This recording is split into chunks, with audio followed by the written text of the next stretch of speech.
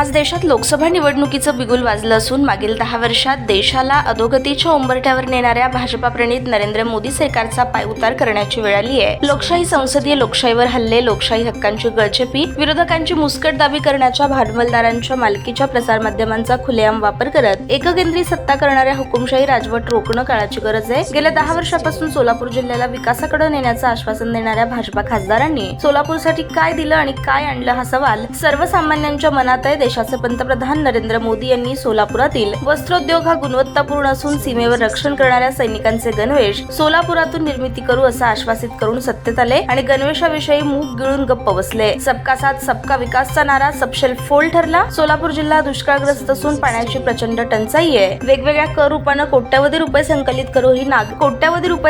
करूनही नागरी सुविधा ते देऊ शकले नाहीत। अशा विविध मुद्द्यांना घेरून माकपच्या लढाऊ कार्यकर्त्यांच्या मेळ्यात महाविकास आघाडीच्या उमेदवाराला विजयी करण्याचा निर्धार करण्यात आला। कामगार शेतकरी विरोधी धर्मांध मोदी सरकारचा पायउतार करावा असं आवाहन यावेळी कॉम्रेड नरसय्या आडम मास्तर यांनी केलं।